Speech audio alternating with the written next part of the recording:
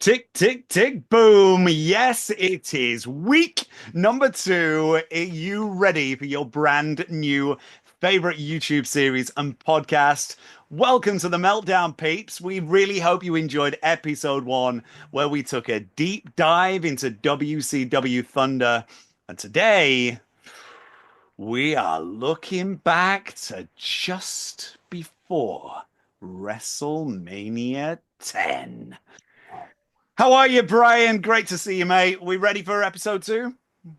Absolutely. I am excited. Episode number 2, and I am hanging with the Tomcat of the United Kingdom himself, looking just amazingly sharp tonight, as always. So, again, I'm excited. Episode number 2. This is going to be a blast. Right back to WrestleMania 10. A nuclear blast at that. We love it.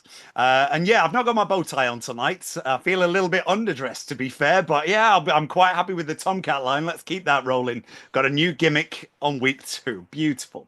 Well, speaking of week 2 and speaking of specific dates, guys, we are coming at you on a Monday night. This will come out directly after WrestleMania, so the Monday following. However, we're the week of WrestleMania right now, and it is a very significant date for us because today we are raising a very big glass to a man who cast a very, very big shadow. Ladies and gentlemen, we are sending a big happy birthday upstairs to the one, the only, Mr. Bryan Adams. Cheers to you, big man. Happy Cheers, birthday up there. Beautiful, beautiful tribute to my man. Former 3-time World Tag Team Champion and All Japan Tag Team Champion, just to name some of his accolades. What a wonderful human being. And needless to say, miss him every day. I can see him hanging over your shoulder right now. And literally, even though he's not physically with us, by the look of that, he's still got your back, Brian. We love him. I'm blessed, man. I'm blessed. No doubt What about a it. pairing that was of the two of you. I mean, for the show that we're going to watch today, Bryan Adams as Crush is featured heavily in one of the main events. There are 3 main events on the show that we're going to watch, and Crush is featured in a match against the #1 contender for the WWF World Heavyweight Championship in Bret the Hitman Hart, and what a match it is. So, from going all the way back to 1993-94, when you guys were steamrolling competition in the WWF, to 2003 in All Japan, dominating the tag team division in All Japan. Bryan Adams, happy birthday, big man. Happy birthday. Well, we are about to get ready for our show. And yes, we are going to take you back to 1994. And the show that we're going to review with you guys today and our watch along is the March to WrestleMania 10. For those of you brand new to our show, we are going to take a deep dive, insight look into some of the content that's going to be uploaded onto the WWE Vault and the WCW channels on YouTube. They're owned by the WWE, and we want to give you guys a completely different mindset than what you're getting from the commentators and announcers that you hear on screen. We're going to go backstage. We're going to give you the nitty gritty. We're going to tell you some road stories, some funny anecdotes, some difference as to what's going on, what you're watching on screen, as to what is going on in the hotels. It's going to be awesome, Brian. I can't wait for this one.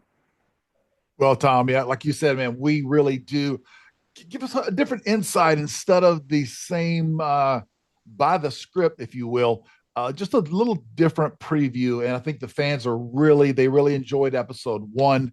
And again, those were the first episode, of course, was WCW Thunder. And of course, now we are on to the road to WrestleMania 10.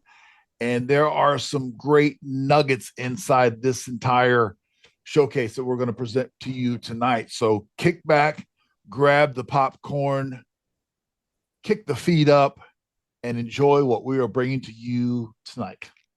As we said, we want you to melt into your favorite armchairs as we break it down.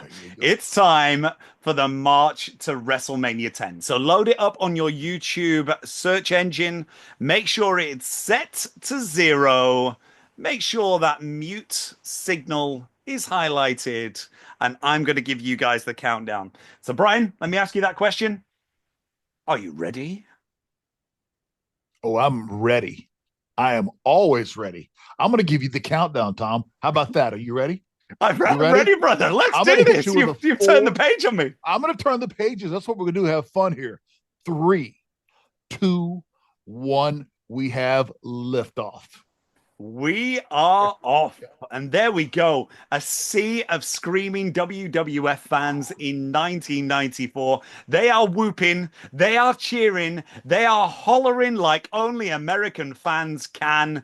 And their arms are in the air, ready to see some prime WWF action.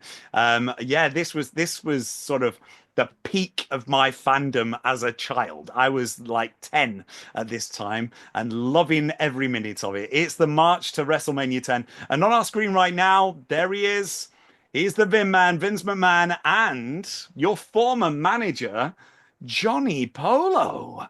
Now, just a quick question. I've not actually put this in our show notes because I've only just thought about it. But you look at Vince there in 1994, and perhaps one of your final interactions with Vince came in 2001 when you went back post Invasion. Right. Was there a distinct difference between how Vince was in 94 and how Vince was in 2001? Oh, I'm sure there were a lot of differences. I was away from him for such a long time, even, competing in the rival company, WCW, and of course in Japan. So yeah, big differences, but he was always business. And, that's really what his main focus was. I mean, of course, he worked with a lot of different talent throughout the years, but there was some differences, but that's something we can definitely take a dive on down the line, as far as, because I got a lot of stories about that as far as the whole invasion, and when we decided to go back to WWE and the decisions that were in line, because it didn't just happen. There was a lot of little hurdles we had to get through on both sides. So we'll get to that, but yeah, definitely there were some differences. Yeah. Lovely. Well, there's those interesting nuggets. Let's keep them hanging on the telephone and tuning in for some next week's show, and the week after and the week after.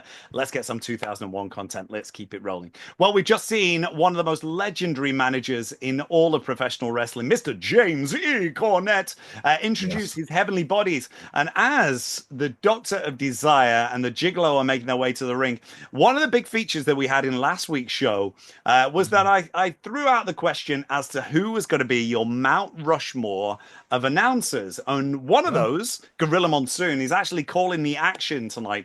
But I'm going to throw you that question one more time. Okay. Who is your Mount Rushmore of professional wrestling managers? Wow. Good one, Tom. Once again, the Tomcat is dropping the bombs on me. Okay.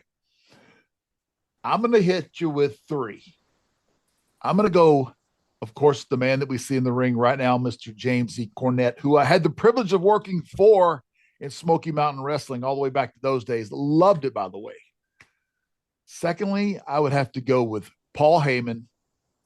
And this is in no particular order. I'm just going to give you 3. And my third one, of course, one of my all-time favorites, and could probably go into almost every category. And we mentioned this earlier today, but I would say Bobby the Brain Heenan. I mean, Bobby could do it all, including take phenomenal bumps. So there you go. You got a jack of all trades in Bobby Heenan. But those three, I would go Cornette, Heyman, and Bobby Heenan. And then if we had to add one for the ladies, I would probably say Sherry Martel during her Harlem Heat run. And then also as Scary Sherry with the Macho Man. So, I mean, she had an amazing career also. You completely stacked the deck. What an incredible selection. That is amazing. And when you look down and you work through the legacies of a Heenan all the way through to the wise man that is Paul Heyman, the absolute incredible talents of Jim Cornette, and she was definitely one of the boys, Sensational Sherry. You have got a Mount Rushmore to be rivaled. It is awesome. Well, we see somebody else that's truly awesome on our screens right now as Lex has just thrown up the big flex pose to the Gigolo Jimmy Del Rey. Now, this time, Lex is going in to the WrestleMania main event, match 1 against Yokozuna for the title. We're coming off one of the biggest, most hardly pushed angles of 93, that being the Lex Express tour, which ultimately led to a count-out win, which was a bit of a damp squib at SummerSlam. We had the Foreign Fanatics against the All-Americans at Survivor Series. We had the most incredible Royal Rumble double win, which was a first. We're going to talk about that, which led us to WrestleMania. Now, I want to find out some insight from the boys in the back.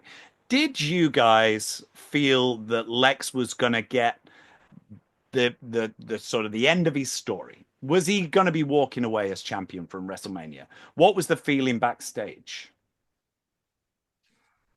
I think a lot of guys, if you were to ask them, because no one really knew except probably Vince and maybe one or two other people, I would say that yes, that's the way it was heading. But there are a lot of different reasons, and some of the things, the biggest one to me that stands out is that you had a Bret Hart right there. You had Yoko, who was just another amazing monster. So you could go either way with it, but as hard as they tried, I don't think that Lex made that connection with the fans. Okay. And he tried really hard also. I just think the way that it was set up for him, I think if they didn't do like the Yankee Doodle Dandy type thing and do a different spin on the American icon type hero character versus that style, even as far as even the ring intro music for Lex was a bad choice. Agree. In my opinion. No, I agree completely. It was too. If you hokey. could paint a picture of a white meat baby face, it was that right there. And I think that the fans had just been force fed the all American white meat baby face in Hulk Hogan for so long. Yes, that it was from one to the other. I don't know what your thoughts are on that. Yes, they were definitely like when Hogan came out with his music. It was just a rock, good, hard beat. And then you had Lex, who looked amazing, always in condition. You could never take away his physical attributes and how great he looked. And he put in the work, no doubt about it, especially during this time frame. But it just didn't translate into it just needed more of an edge. I guess that's the biggest thing I could say. It needed something other than, like I said, just like the red, white, and blue character. It needed something else. I agree. I thoroughly, I mean, bear in mind at this particular time, I was like 10 years old. I still love the narcissist gimmick that he was rocking at early doors. Yeah. But that might have just been the edge that he needed with a small babyface slant on it to push him over the. I just don't feel, and I'm just echoing your sentiments Yeah. from a fan's basis that it needed to be the All-American boy. And now that we know, obviously, we've seen the fans in attendance there at this particular show. They're going crazy, as American fans can only do. They are living life and loving it. But what I did feel as a Brit, and obviously we've got the American and the UK connection going on right here on the Meltdown. I felt a little bit of a disconnect because I felt that in my white meat baby face, I could get behind Hogan. That was all right. I could sing Real American, but Yep. I was there was that small bit inside me that was thinking, "Where's the British Bulldog when I need him?" Yeah, I understand that. And you mentioned the house shows in here in the U.S. They were nothing compared to how well we were doing internationally, and especially Europe. Just some great. I remember doing so many tours. I want to say that I would have to almost go on record, at least for a 1.5 or 2 year period. I did at least 10 international shows, and they were packed. I mean, and just phenomenal fans, and all over Europe, internationally, Singapore, Philippines, Guam, everywhere. I mean, Japan, wherever we went, we actually did a WWF Japan show. Great responses, and this is just you can see this is such a small venue compared to what's happening today. Not Yeah, even close. exactly. Yeah. Well, I mean, echoing your sentiments of how sort of rabid and beautifully brilliant the fans are around the world, the WWE currently has just come off a tour of Europe and the UK, Yes. and the crowd reactions were so sensational. You could feel it. It was palpable. You could feel the electricity. You could cut it with a knife. It was so good. And I think sometimes as a fan, when the crowds don't take over so that they're dominating of the show, but they add so much more to it, the show becomes so much better. So yes, so from my side, looking at Lex there on the floor, Mhm. pulling just every bit of baby face heat that he can off him, calling to the fans for their help as the Gigolos stomping and clumping away. Yeah, I feel like, as you say, he just needed that little bit of extra edge. Now, as someone who knows Lex, and obviously he's going into our Hall of Fame this year, would you say that Lex preferred the role as a babyface as he was here, or do you think that he preferred the role of a heel? I would think, honestly, during this era of Lex's life, I would say that he would definitely be more of a heel type character. Just, I would work out at Lex's gym. He owned two gyms in the Atlanta area, Main Event Fitness, and I would train there and see him occasionally, interact with him. But I just think that at that time, he was definitely nice moonsault there, Jimmy. It was. I Jimmy's knees must have Yeah, been killing him. what a good Smoky Mountain worker right there. But yeah, I would say, to answer your question, I would say Lex at this time of his life was more of a heel character, more at ease as a heel character. Um, yeah, that's what I would go with. Is it an accurate comment to make that the boys prefer to play the heel character? Well, some nice backdrop. Sometimes I would say yes, but sometimes just the quality of the person comes out eventually, and the fans can gravitate to that. So I think it varies on every person. Honestly, it's a little different. Sometimes they're forced to be a heel character, and it just doesn't work because there's just something that the people gravitate to. So it's hard to say until you really get out there and get a feel for what's happening. Because as you know, I mean, you can try to force the issue and it can backfire on you. For example, look at The Rock when he first came out. They tried and tried to, and then he had to finally turn heel, and then of course eventually back. But yeah, I think the crowd's going to answer it. The crowd's going to answer the question.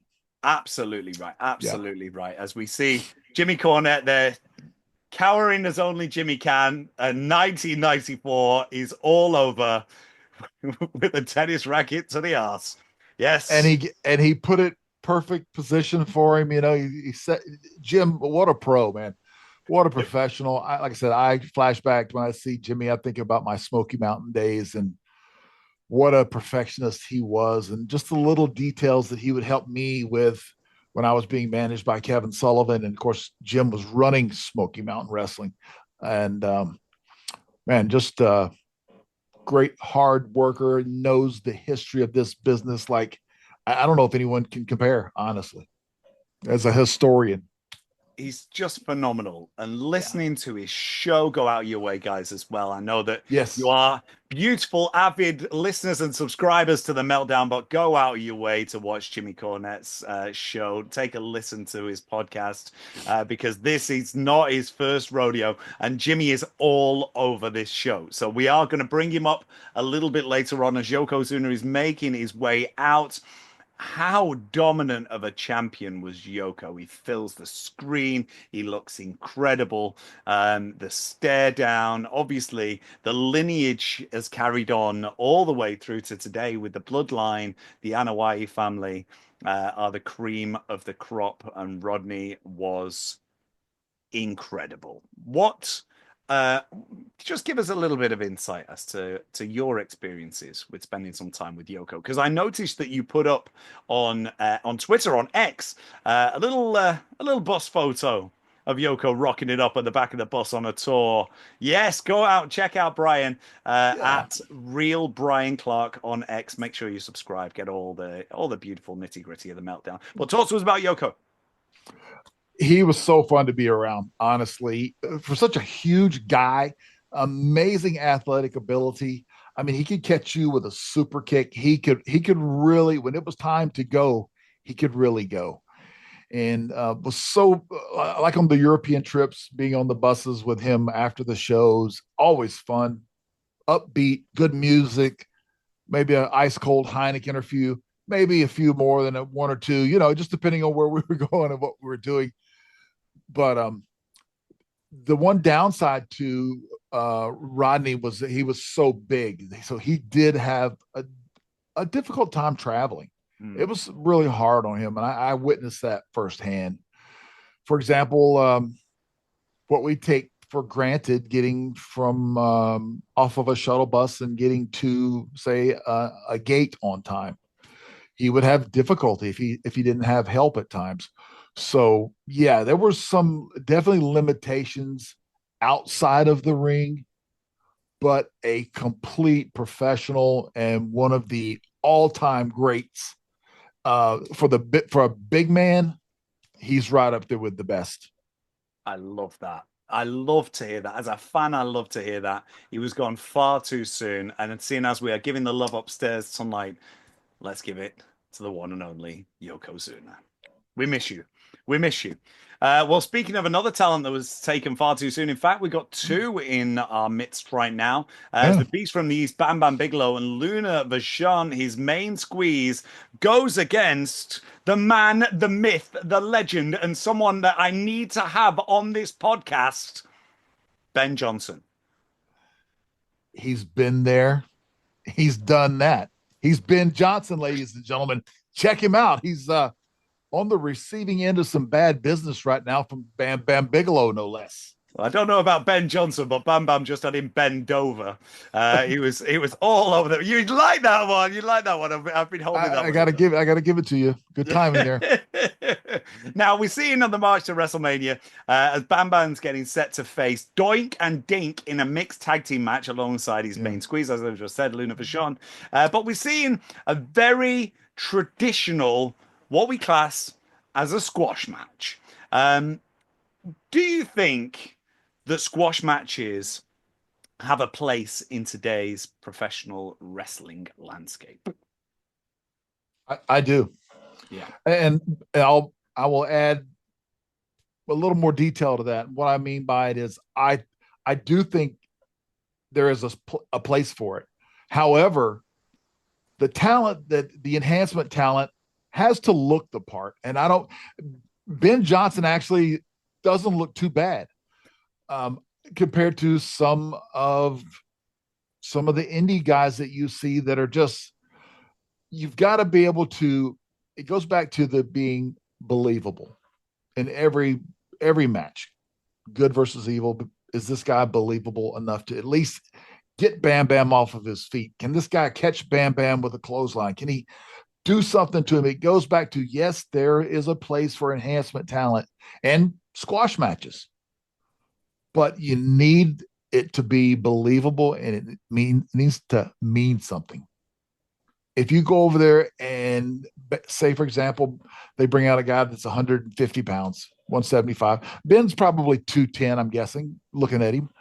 But if Bam Bam just goes and crushes the guy, and you know, it just helps that if the guy looks the part, if you get my drift there, my man. I'll catch your drift, if you will. If you will. I mean, just looking at him, just even the small things as well, as you've just said, from an enhancement talent basis, just even the aesthetics, just having the initials on the boots, just a different color scheme on his tights. It's not overly generic, but I think it fits Ben, and he's doing a good job. He is selling hard for Bam Bam, and that top rope clothesline took him out of them BJ boots.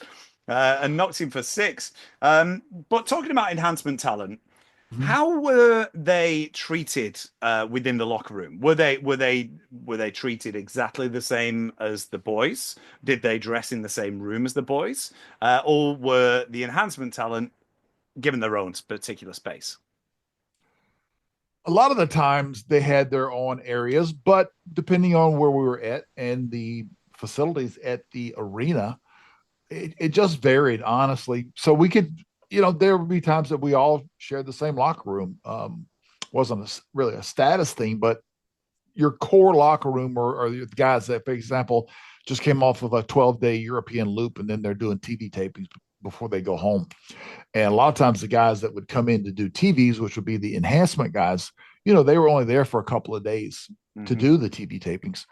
So, but they were always treated, at least in my interactions, always treated professionally. I know there have been some cases where some guys were not professional with enhancement talent, but my personal interactions, I always felt that it was some. It's because you're a lovely fella, what it should be. We love you. That's why. Hey, I'm just telling you that. Hey, treat people the way you want to be treated. That's that's the best way to go about it. And that is a reel right there. You're going to be seeing that on our socials this week. So once again, we do want you guys to check out all our different social media platforms. So please feel free to follow Bryan on Instagram at Bryan Clark 3X Champ. Yes, he's a 3-time champ, ladies and gentlemen. And follow me at Tom Finkill. We want to hear all your comments. I want to see exactly your thoughts. Let us know what shows you want us to review in the future. Remember, we take our content from the WWE Vault and WCW channels on YouTube. Check them all out. Pick some shows. You never know. It could be the next one that we review. Well, looking down the lane right now, looking down that lens, we're seeing Johnny Polo and Vince McMahon throw to a very ornately dressed Native American Tatanka right there.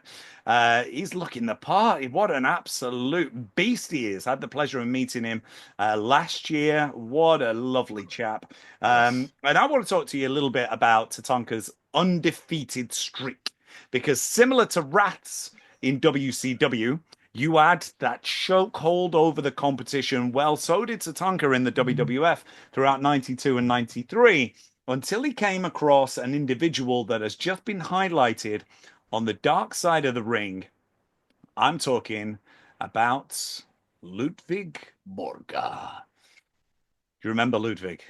Oh, I do. Yes, I do. I remember being in Israel, Tel Aviv, few different cities and some tours that he was on with us. Very quiet guy. Okay. Always very serious too. Really didn't joke around with the boys a whole lot. So definitely a different type of character. I don't know if he was just that as a front that he was just projecting to the rest of the crew. But that was always the feeling I got from very reserved. Okay. Yeah. I need to go out my way and watch The Dark Side of the Ring. We don't have it Yeah. over here in the UK yet. Oh, So really? no, Wow. it's something that I have to delve into the depths of the internet to find. But I know Yeah. it's been very highly talked about online, so I need to go out and find it somewhere. It's Yeah, we could actually somewhere down the line take a look at those and do a little bit of a review. I think they are up to, I want to say, coming up on the third episode for this season. okay. So they have some interesting characters, for the most part, people that we're all familiar with. Yeah, Good. Well, let's put a little pin in that, and let's come back to that down the line. sure. And speaking of pins in that, there are multiple pins, no doubt, going to be in Tony Chimmel's bed if anything happened to that gold that Razor Ramon has just handed him. How good does Scott Hall look right here? He looks like a champion. Well, just as the Tomcat and the creation of Devastation are dripping in the internet gold, Razor Ramon is dripping in that gold every week, and including the Intercontinental Championship, which I later on down the line will go for. Yeah, Razor is looking razor sharp, man. The guy was always in shape. And considering our schedules at this time period, you're talking 295, 300 days, not counting media. For him to just keep himself in that condition, he looks great. He really is. He was probably 6'5", I'm guessing, probably around 265, neighborhood 270. Very agile and looks great. He is a big man, and even when you put him against, or sort of in pictures against somebody like Kevin Nash, he was still just a beast of a person. And meeting him personally, he just towered above us. But what a lovely guy when we met him, so humble. And unfortunately, it was very much later on in his life. But he had found DDP once again, and we do give our big props out to Diamond Dallas Page and the DDPY program that I am proud to be a part of. Yes, lost a lot of weight and gained quite a bit of muscle with DDPY. So Right. check it out, guys. Check it out. One thing I really did like about Razor Ramon is there was no wasted movement in anything. He could dominate that mat, he could dominate that ring, he could dominate that camera, and everything mattered. Um, I thought he was a phenomenal talent. I was a huge mark for Razor Ramon back in the day. But speaking of Razor, obviously he was part of one of the most controversial groups in professional wrestling history, that being the Click, alongside Big Daddy Cool, Kevin Nash, Shawn Michaels, Sean Waltman, who would later go on to become X-Pac, and everybody's current favorite boss, Mr. Paul Levesque, Triple H. Did you have any experiences with the Click back in the day? How were they for the rest of the workers? Were they a very close-knit unit? I would say, yeah, they were close knit and they traveled together. But remember, it's not like it is now where everybody has their own bus. Everyone is showing up to the arena at different times. We all were like a herd of cattle, so to speak. We were usually all on the same plane. A lot of times, at the same rent-a-car counter, getting our car at the same gym, a lot of times at the same restaurant. So as much as it seemed that they were separate from us, actually we were all really one big unit. But they were just little fractions and different little groups outside of that. But yeah, we all spent a lot of time together. Well, as you spent a lot of time together, you'll have got to know all five of them very, very well. Now, I'm going to take Triple H out of the Yep. equation for this next question because I understand that he was very much the designated driver. But I want you to list the four Click members and put them in order from least to best as to how well they could handle the party. Wow. Okay. So who would be the last person Yeah, standing at so the so bar? who would ship off to bed first, and Okay. who would be the last man standing? So you've got the four members we're going to go for. Okay. Okay. I would say that this I hadn't thought about this question ever, honestly. That just came to me. Sorry, That's a Brian. good. Hey, no, it's good. That's what we need. We need that. Um, as hard as he tried to hang with, I would say, uh, X Pac 1, 2, 3. I'd say he would be out first, so he would not be able. He would try, but I remember there were a few times that may have been had to assistance to get back upstairs because it was getting a little late, but he tried. God bless him. And then I would probably say Sean.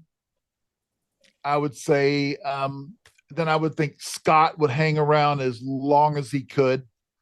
And then I would put Kevin up at the top only because I think Kevin was really sort of watching out for everybody else. So in that order, that's if I had to pick those four, I would say that Kevin would be sort of overseeing and making sure everyone was tucked in safely for the night. That big brother role for a Big Yes, Daddy of course. Cool. I like that. I like that. That's great. And Yeah. there's another reel. We love it. Well, speaking of somebody else that we love, and we are touching, I mean, we are sort of 30 years removed from, well, 31 years now from this particular show, but we have lost so many incredible talents. And there is one that we couldn't love any more. Give us your memories of Owen Hart. Oh yeah, I love being around Owen, even though he would pull his ribs all the time. But it was so funny that you really couldn't get mad at Owen. I mean, because all the stuff he was doing was so funny. And for example, with Davey and Owen going at it, David would deny and deny, and it would just go back and forth. And this was something that would last, 3 a.m. phone calls, having the front desk wake you up, every hour on the hour kind of thing, back and forth. Owen when I would work with Owen, he would always untie my boots during the match. So we would be in a headlock takeover, getting ready to do some more spots, and he would be untying my shoes. So at the end of the match, my boots are almost, coming off. But harmless ribs, but very funny, man. Owen was a pleasure to be around, and greatly missed. Greatly missed, and funny every time we watch him on screen. Every recollection. I don't think I have ever spoken to another professional athlete that has ever had a bad word to say about Owen Hart. He was internationally loved, globally cherished, and forever missed. Owen Hart, we send this one up to you, brother. There we go. Chin chin. Absolutely. King of Hearts. Well, we're looking down the line at him now, and you've just labeled a few incredible ribs of Owens. I'm looking at a rib, and surely Johnny Polo's shoulder pads have got to be a rib, right? I'm looking down the line to the former Raven. Your former manager, actually. We spoke about it in minute detail in our past show.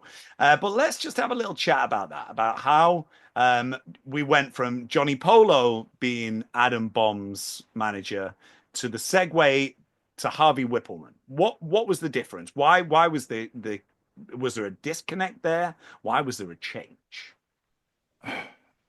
Initially, I just didn't think it was a good fit from my point of view.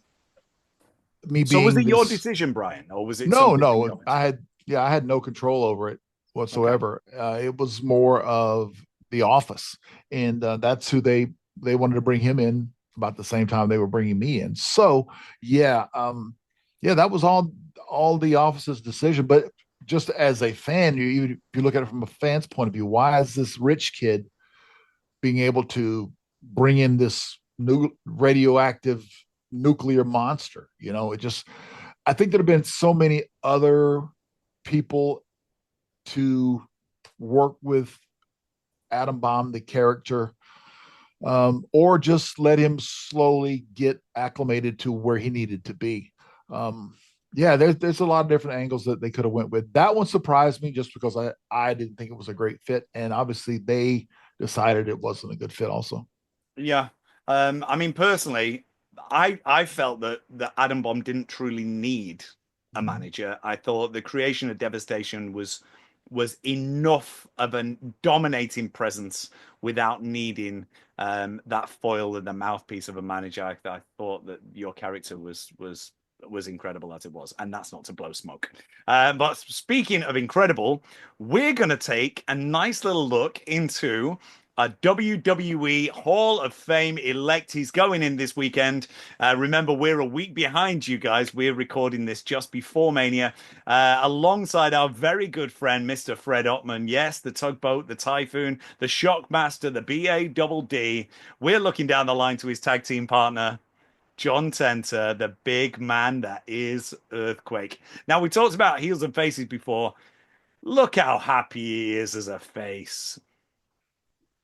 Yeah, I think that he's just such a natural face. He really is. Backstage and just his presence, just a good-hearted guy. A towering, impressive strength, had it all, and could really move for a big guy. And I'll give you a firsthand account of that belly to belly that's just about to happen to the executioner in a minute. Here we go. You have no choice. Here it goes. You got no choice.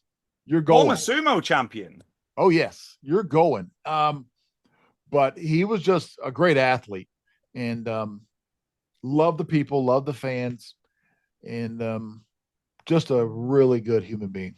So take us.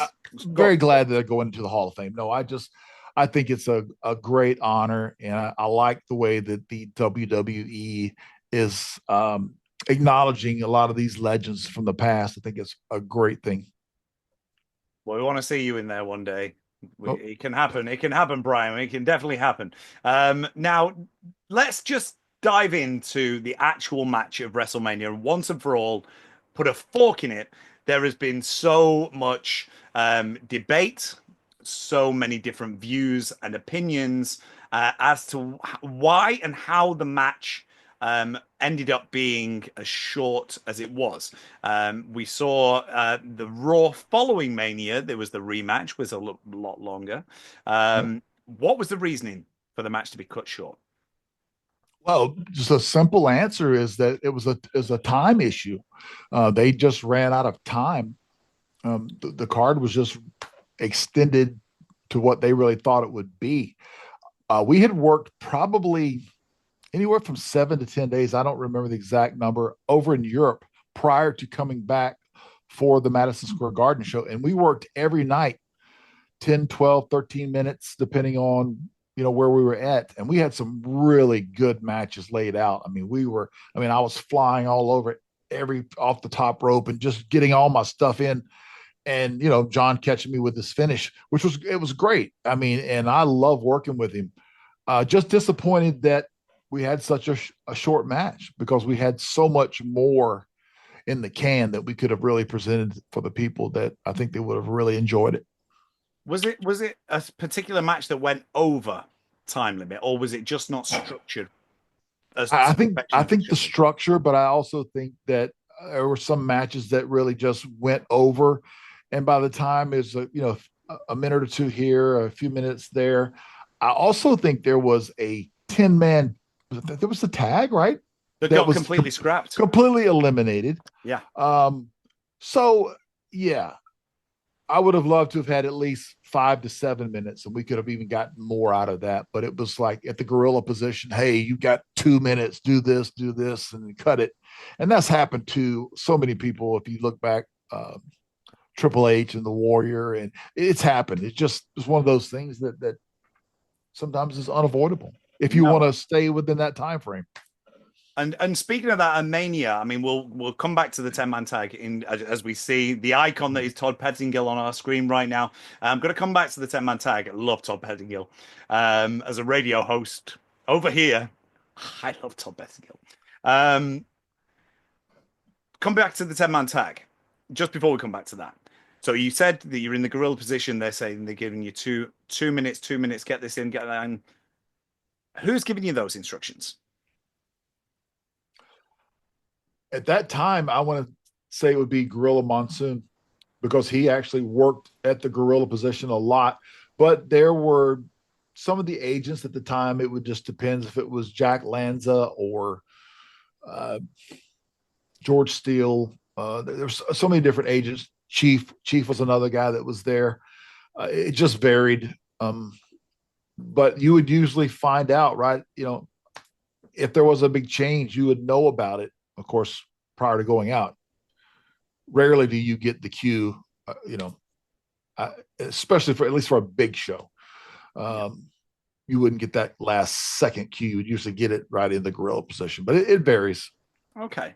Well, looking down the line to who didn't get anything scrapped on the show were our celebrities at WrestleMania 10. And there were some big names for 1994, albeit a few of them had controversial futures in their midst going forward.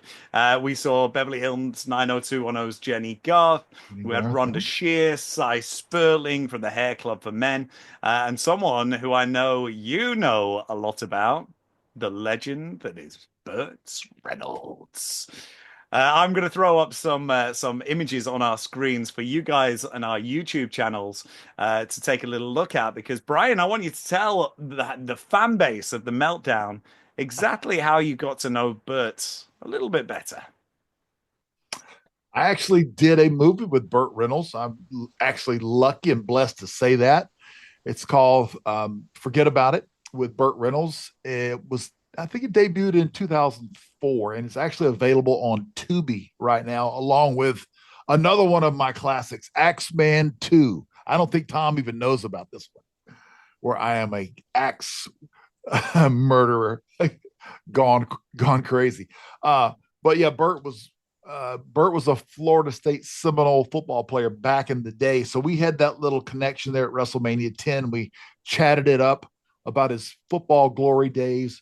But then, of course, later, I had no idea that, some 10, 12 years later, I would actually be in a film with him as a mafia bodyguard. So just as great 10 years later, same wonderful interactions, and just fun to be around. Mr. Burt Reynolds, no doubt.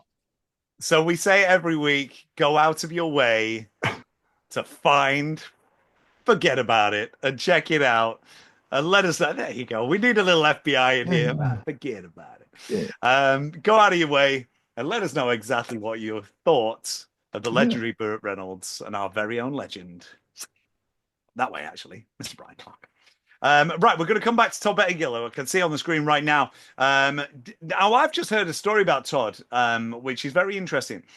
Did you realize that in 1997, when Todd stepped away from the WWF to head back to his first love, which was radio broadcasting, that it was actually Todd that introduced the World Wrestling Federation to one of your Mount Rushmore of announcers? Todd introduced the WWF to Michael Cole. Wow. That's a little tidbit. Know that. That is a good tidbit. I had no idea. Did you know that? You don't know this, but I'm going to tell the Tomcat right now. Do you know who my news anchor for the Tucson television station is? If you tell me it's Todd Pettingill, I might just pop. No. Sean Mooney. Beautiful. And he will be at WrestleCon, by the way. Sean Mooney will be at WrestleCon. Sean is a lovely individual, and just like we'll have just thrown up some images of Bryan and Burt, I'm going to throw images up of me and Sean Mooney for the love of wrestling over here in Manchester, courtesy of Monopoly Events. Sean made an appearance earlier on this year in our event center. We had a setup very, very similar to how Sean used to sit in front of the big screens and give us the lowdown as to what's going on in the WWF. What a genuinely nice guy. And I tell you what, he, along with you, Bryan, have found the elixir for eternal life. You don't get older, you get younger and more better looking. More props to you. I need to find it. I'm going gray by the day. There's a few secrets that I'll smarten you up to over time. I can't give it to you all in episode 2. But I have some things that will help you out. By the time we I get can to help out. Hey, episode 50, I might lose these crow's feet. That's what we're no, no, you'll be good. I'll get you some good shades, nice hat, good beard color. You're set, man. I love you, brother. We're all good. Well, speaking of style and trend, and someone who rocked those sunglasses almost as good as you, is Bret the Hitman Hart. He is going full force on Yokozuna, and Mr. Fuji and Jim Cornette. A weird pairing right now with Johnny Polo. I don't know really why we've got this particular interview in this particular context, but we do. What I wanted to ask you, because you were one of the final few in the Royal Rumble of 1994 that was won by the Hitman and the Total Package in the most unique finish we'd ever seen to that particular point, where they both went over the top rope and their feet hit the floor at exactly the same time. Being in the building that day, seeing the talk, listening to what was going on. Was that particular spot rehearsed? Well, I'm sure that was definitely talked over and went over. I'm sure many times. I could be wrong, but I think that they got really lucky on the timing because it was really on point as far as it was perfect television as far as that actual spot goes. Yeah, that really worked out well for those two. I remember having to explain it to my mum as to why there wasn't just one winner, and she was looking back and she was like, "Oh, they've pre-taped it." I was like, "They haven't. You can basically No. see it's blatant. You can basically see it's one shot." One shot. But yeah, unbelievable, unbelievable. Even 30 years on, giving our props to the Hall of Famer Lex Luger and the legendary in fact, three-time Hall of Famer Bret the Hitman Hart, who's going in for a third time with the iconic match against Stone Cold.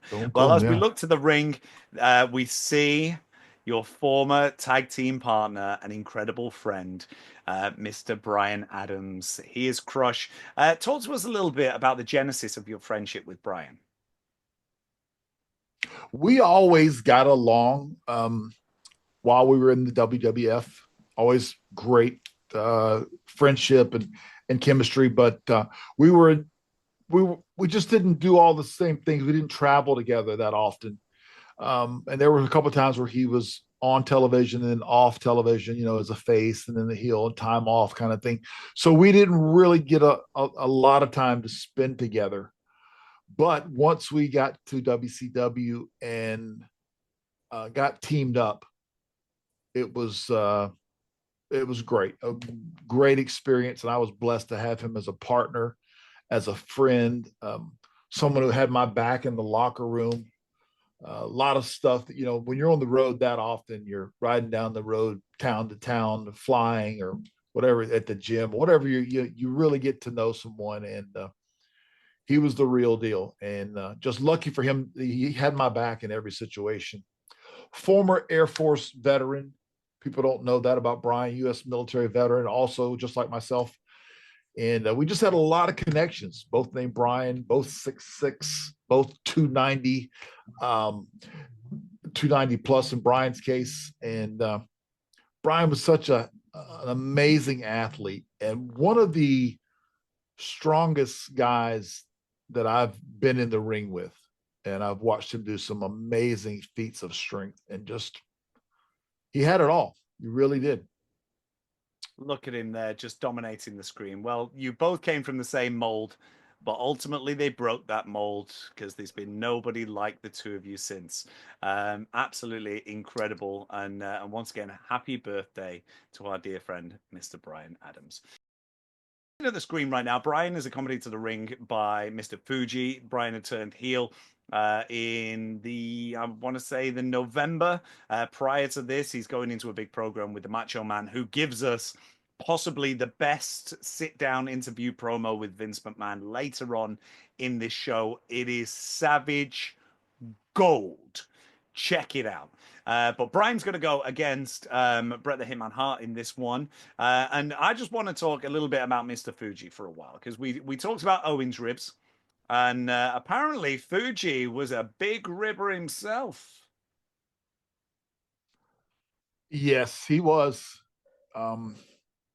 I don't really know of any. I've heard some stories that I'm not 100% sure how accurate they are. Fuji was a generation or so prior to me getting there, but he still had the skill to get to do amazing ribs. So yeah, and he was funny, man. Just funny to be around, and you always showed much respect to Mr. Fuji, and then watching Fuji and Yoko together traveling, that was a little bit of a comedy routine right there, but in a good way, the one thing about at this point in Fuji's career, his knees were really, in bad shape around this time. And it was a really bonus if you notice that they would insert Jim Cornette in a lot of spots, especially for like the interviews and a lot of the verbiage to help get Yoko over. And then even with Fuji just standing there waving the flag and Cornette being the mouthpiece, it worked because it was just more heat with even three of them. So yeah, I can't think of anything. I know there's a ton of ribs, but I just can't really think of any right offhand with Fuji. Did you ever hear about the one with? I'm sure it was a magazine reporter that had joined the boys for a trip overseas, and he was very worried because he was on the same tour as Mr. Fuji, and the boys were cranking it right up. The fact that you've got to watch him. You've got to the ribs can come at any time. You watch your bag, make sure you don't sleep on the coaches, make sure you've got your bag locked at all times, make sure you know where all your clothes are. And this poor reporter was panic stricken constantly. Honestly, couldn't sleep, didn't eat because he was afraid that something would be in his food. And this went on for the 10 days that you were on the tour, and the boys were just egging him on all the way through. And on the last day of the tour, he was sat in the seat in front of Fuji on the plane home. And Fuji leant in between the two seats and just addressed him. He went, you know what the best rib is? No rib at all. I love that story for Fuji. They had wound him up for 10 days and there was nothing going to happen to him. That's a great rib. That's a great rib. Yeah, the guy was probably miserable the entire time, looking over his shoulder, waiting for it to come, and it never happens. That's actually a rib in itself, if you think about it. It is. It is. What a star. Mr. Fuji, another one that we've unfortunately lost, but we send a lot of love out to. A name that we don't get enough spoken about on WWE TV right now, albeit for the first time in what seems to be forever. Mr. Fuji has made an appearance in the brand new video game WWE 2K25. So hopefully he'll have been signed to a WWE Legends deal. And speaking of Legends deal, that is something that I believe that a certain Mr. Bryan Adams' family estate has also signed up for. Have you heard about this? I have heard about it. I know that I don't know all the details, but congratulations to his family. I think that is a wonderful thing, and I know his sons and his wife would definitely. I'm sure they're so very appreciative. I think it's just, again, look at the athleticism of Bryan there. Yeah, I'm very happy for him. I think that's a great thing. We also have the first ever Chronic figures that are coming out in the next couple of months. Probably be something we could give away right here on the Meltdown as a prize. We're going to look into that. I'll see if the Tomcat can hook that up. But yeah, the new Chronic figures, the first ever, will be coming out very shortly. We keep you guys posted on that. But the Legends deal, I'm very happy for his family. Yes, definitely. Well, let's speak about the action figures that we were just talking about. We were just talking about Chronic figures, but from the images that I have seen, the renders, the pictures, the wonderful posts, let's have a little chat about your connection with TRT and the sensational Wrath figures that are going to be appearing on shelves real soon. Very excited to be working for Title Run Toys. great group that has really worked hard to make a name for themselves in a very short time. We are coming out with Series 1, and yours truly is the very first one out of the gate. And the Wrath figure in two versions. There's the original blue, and there's also the white variant. Both of those look amazing, and I'm very proud to be accompanying those two gentlemen, Jonathan and Leo, to WrestleCon, where we will be for 2 days. Friday and Saturday, we'll be signing autographs, taking pictures. We're going to have some one-of-a-kind merchandise.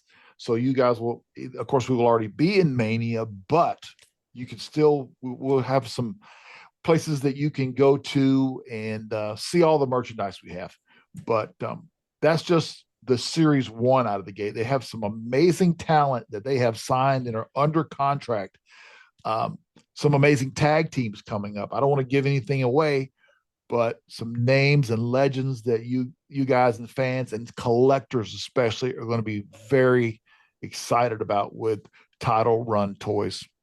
Looks that great. Series 1 is fantastic. The lineup is incredible, guys. Make sure you check them out.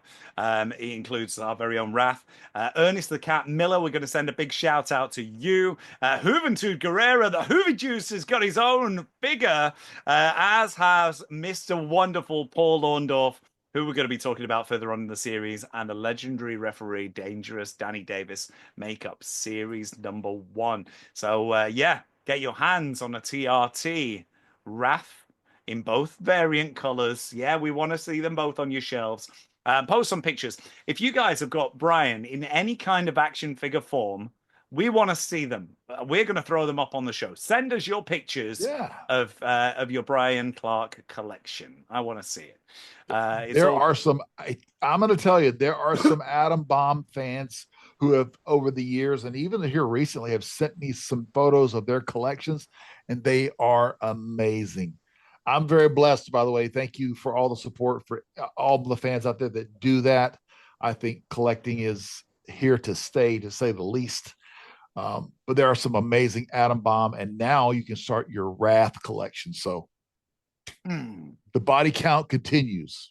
The creation of devastation is laying it down in plastic form. Go out and get yours. I've got my green carded Hasbro up in the attic, just nestled beautifully, because that was the one that my dad bought me when I was 10. It's still That's there. The one that's gold. So yes, that's the one. We love that. Well, as we look into the ring right now, the action has been hot. It's been intense. This match has been great, going on in mid-card of the show, but it's a definite main event spot. There's quite, as I said, there's 3 main events on this particular show, as we see a tilt-a-whirl backbreaker Bryan, that's just a hint of his strength. Just a gut wrench into just all the way to a backbreaker is amazing. Bryan had such power and strength. I watched Bryan, and the fans will love this, a press slam of The Undertaker. Him. Yes, absolutely. He had so much upper body strength. It was amazing. Now, I believe Taker was good friends as well with yes, of course. Yeah, they're good friends. Yes. But just think about the balance with Taker being 6'9", 6'8", 9', 10, and then he was probably 300 at least, and Bryan could do that. He was just amazing, no doubt. The complete just layout of weights. You've got the separation. But I'd be really interested to know, on the back end of that particular Gorilla Press Slam, that must have been a spectacle to see. I'm sure it will have been in the early stages of the Undertaker's career, as to whether or not he sold it, because it was always the gimmick: don't sell, no sell, sit up. I would have been devastated if I was Bryan Adams. I mean, perform that feat of strength for the Undertaker to sit right back up. I'd have been devastated. Maybe it was just a real slow sitting up. Register it, but yet Yeah, it was a lot slower. Well, I need to find that. If anybody's got any clips of that, make sure that you tag us on any of your social media channels where you can find them. Once again, you can get us on Instagram at Brian Clark 3X Champ and myself at Tom Finkiel on Instagram. You can check us out on X at Real Brian Clark and TikTok as well under the same handle, I do believe, sir. Dominating on the TikTok. He's all over the place, peeps. He is rocking that social. Yeah, we're having fun on TikTok. It's growing, and we are blasting it with all of our social media, and of course, we're tying in TikTok also. A lot of pro wrestlers are now jumping on. I've noticed some people that I did not see on there prior to, I don't know, the last few months. The Good Brothers are on there now, just for someone who I just started thinking about. Of course, Ryback has a very strong presence on there. And so, yeah, it's definitely growing and it's fun. And we're doing giveaways also on TikTok. But this is the place to be. The Meltdown has everything you're ever going to want to need: games, winning, prizes, merchandise, right here. That's exactly right. We are going to be going hard into our competition, and seeing as right now we're running it before Mania, we're going to do a very, very special sweepstakes competition with you guys on social media, courtesy of the Meltdown. And it's going to be called, very interestingly enough, the Meltdown Mania Sweepstakes. We're going to ask you guys to pick your match winners from the WrestleMania 41 card. So I'm going to send out a nice little social post with a full list of the matches. You guys have just got to pick your favorites. Who is going to win at Mania? You get 1 point per match that you get correct. The beautiful peeps that get the most points will be then drawn into a random lottery, and one of you is going to win some incredible prizes, courtesy of the legendary Mr. Brian Clark. Now, just before I tell you a little bit more about that, we're going into the finish of the match. We're just seeing the Rocket Owen Hart roll into the ring and push Brian in the small package, and Crusher's got the win. Yes, love it. Perfect scenario going into WrestleMania 10 at this time. It actually puts more heat on Owen. It actually keeps Brian strong for Randy. So this is some great booking right here. The way that this was laid out, I love it, because it's really a back and forth match with Brian showing all of his power moves, Brett showing why he is the excellence of execution with his a great tactician on the mat. Even in the air, Brett could do it all. But the interference from Owen, perfect. Perfect. Oh, Rhonda. There we go. I was just gonna try and segue from perfect to Ronda, but I think you just did it with yourself with that, Brian. I was like, wow, it's been a while since I've got some great photos of her that I need to share with the Tomcat himself. And these are personal pictures. Okay, great. Yeah. Well, for us. I imagine she was the target for the boys back in the day. Was she batting off the affections of? Well, we did something like that with Pam Anderson for Royal Rumble in Malibu, and Pam was really professional, very generous with her time, and Rhonda the same way. I think a lot of the celebrities that we were bringing in at the time, the Chuck Norrises, the Burt Reynolds, and all those guys, really actually enjoyed being around the business. So it was a good interaction, definitely. As a fan, that's heartwarming to hear. And another thing that is heartwarming to hear for me, and you guys can crank it up at home, it was the entrance theme for the Quebecers or the Mounties. We're not the Mounties. Always loved that theme. They are handsome, they're brave, and they're strong. The one and only Jacques Rougeau and friend of the show, Mr. PCO. Yeah, give us the lowdown on the PCO. I was about to say, I can see a future guest for the Meltdown right there. Someone who is lightning fast for such a big guy. The French Frankenstein himself, PCO, will definitely be coming on and visiting us. A bumping machine, even to this day, which is amazing. Actually, I was in Montreal in October. Got to spend a few days with Carl. for a personal appearance up there. Yeah, I had a great time, had a great dinner, and he's still the same PCO. We got some great stories that we can share right here on the Meltdown. So, yeah, go ahead and mark that down as a guy that we definitely want to have with us. How good were they? Just at gaining the heat with the smallest, just a hug outside the ring. In '94, that was white hot heat, just from a hug. I mean, I don't think I appreciated just how truly good the Quebecers were, the amazing French Canadians, when they moved over to WCW. Until I became an adult, they were so slick. Their moveset was incredible. Their speed was second to none. Their intensity was off the charts. We loved the Quebecers. I love the Quebecers a lot more now than I used to, and I can appreciate them a lot more now. Just incredible. And speaking, just incredible. Did you see what I did there? Oh, it just rolled off. Lobs it up, and I caught it like an Adam Bomb football. Whoosh. He's just not incredible right now. I mean, if I'm not mistaken, he's pretty much dominated by the Quebecers this entire match. And he owed them money. Yeah, I think there was some transportation money involved that was not paid. Something was going on there. I'm not quite sure what it is. I think that's Mike Bell over on the apron, who never gets in the ring. But it could have been anybody. It could have been me at 10, really. You could have just been hanging out and just have a cup of coffee on the apron. Yeah. While meanwhile, PCO is putting the boots to this kid. Really good team. They, like you said, could really get a ton of heat. And Carl, like I said, such a bumping machine, and Jacques with his heat, just on the mic and his mic skills and stuff. And like you said, the smallest things mean so much, at least in this era. And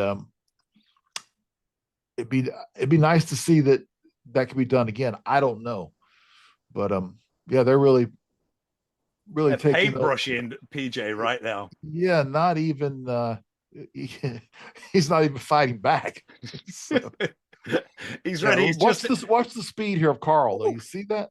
I mean, he's got to be. They were breaking necks, and PJ was just hoping to cash some checks. That was it, basically. I think you got that one right.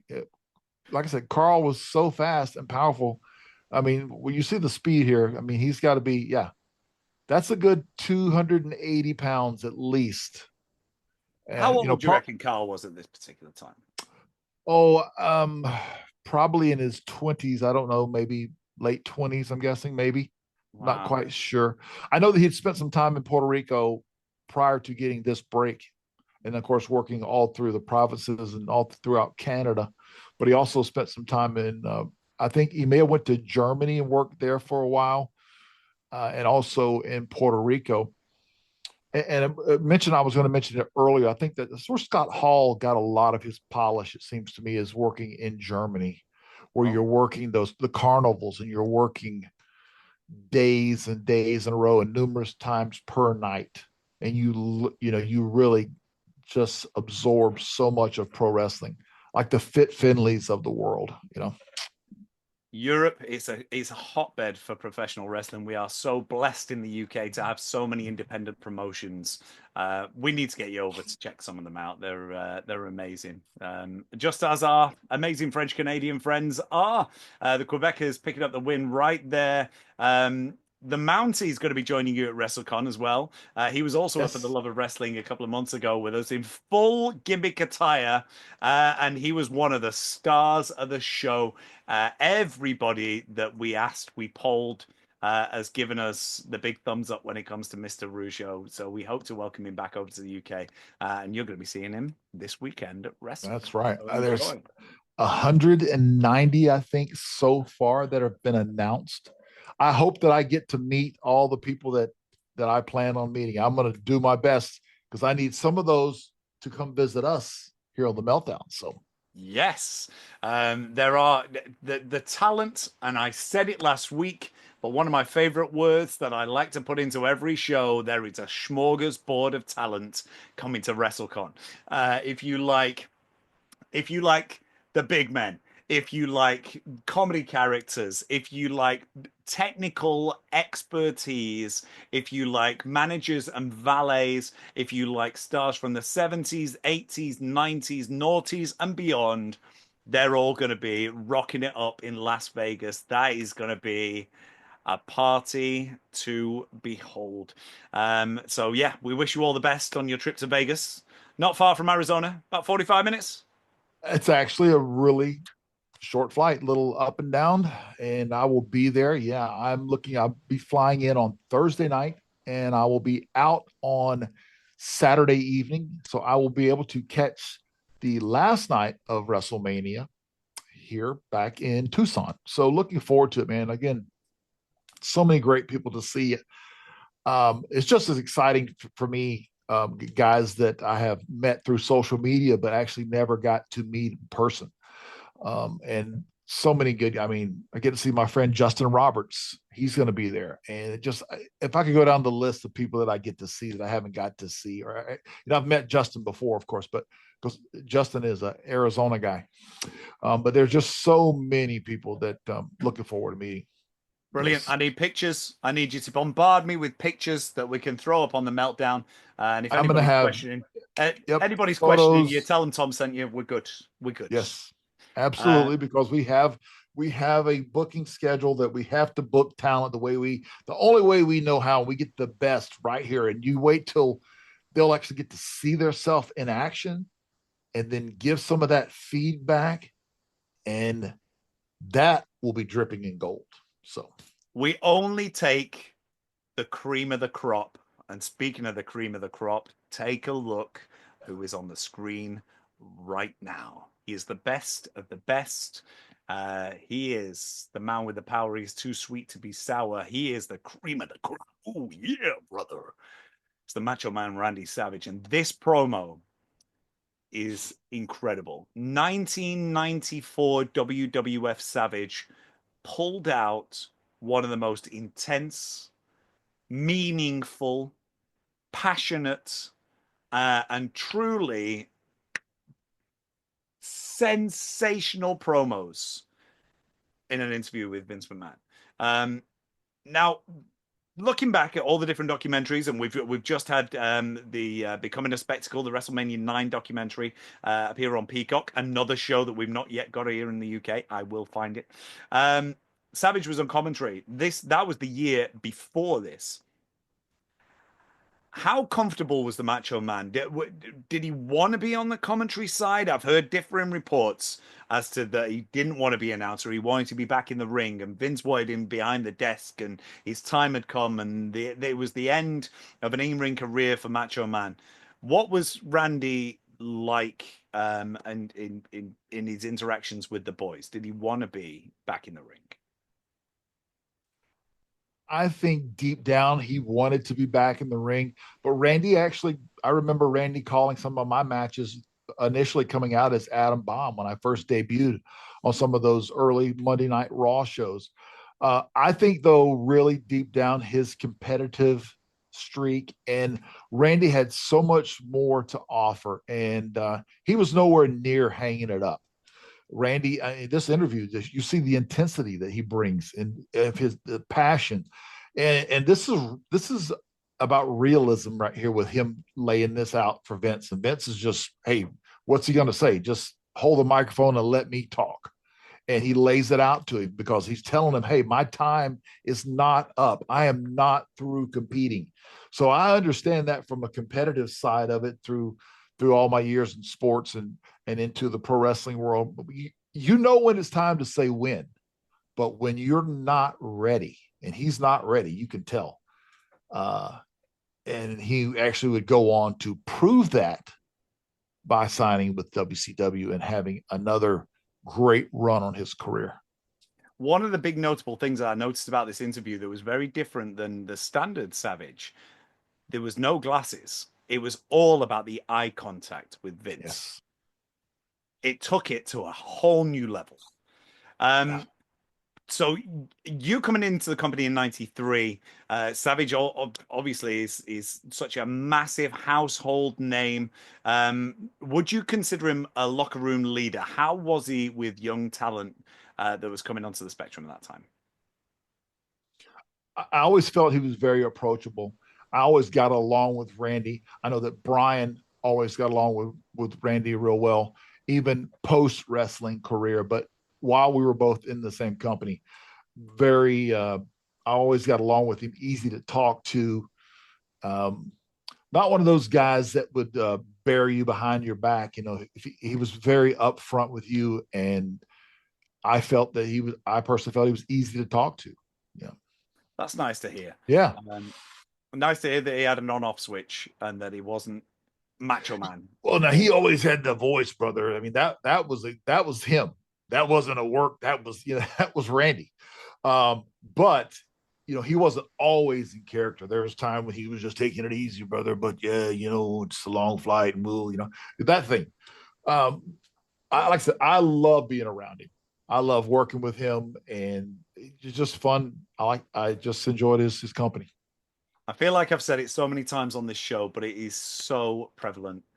Gone far too soon. We missed the Macho Man. Yeah, a lot Another of one that we legends. do miss, Yokozuna is coming into the ring right now in our main event of this show against the Native American Tatanka. We were just talking about Yoko's limitations on size and travel. His mobility may have been a big thing outside the ring, but you couldn't tell inside. He was smooth as silk and hot as fire. Yoko was the man. What I did want to ask you, considering we are on Hall of Fame week, um, is regarding gimmicks going into the Hall of Fame. Because Tatanka had such an incredible run. His undefeated streak lasted so long. He made a big return to the company 2006. He was part of the Million Dollar Man's Corporation in 94. I personally told him he broke my heart when he sold out against Lex Luger. Native American. Obviously, it's in his lineage. It's who he is. But that gimmick, obviously, we see there in the background, the big Native American headdress feathers.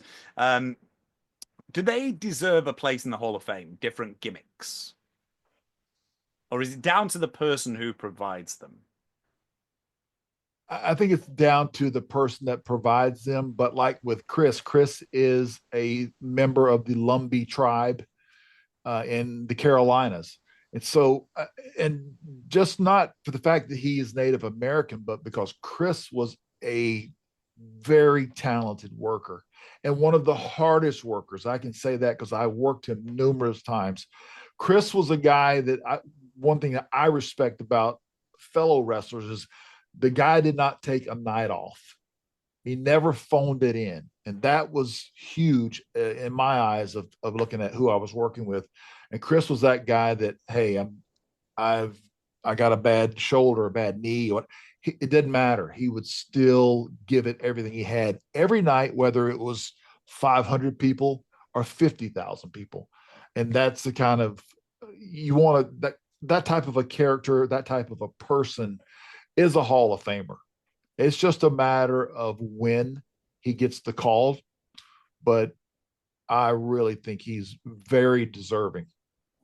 I think, yeah, I completely echo your sentiments. I just think sometimes that superstars and athletes such as Chris, such as Tatanka, get overlooked because of their gimmick. I think that's how I should have Yeah, phrased it, yeah, because they are phenomenal at what they do. We see him, as we've just seen the interaction that he's just had against Yoko. The back and forth was incredible. The speed on a Yokozuna, and just how he can hit the canvas and pop straight back up for a man that is that big.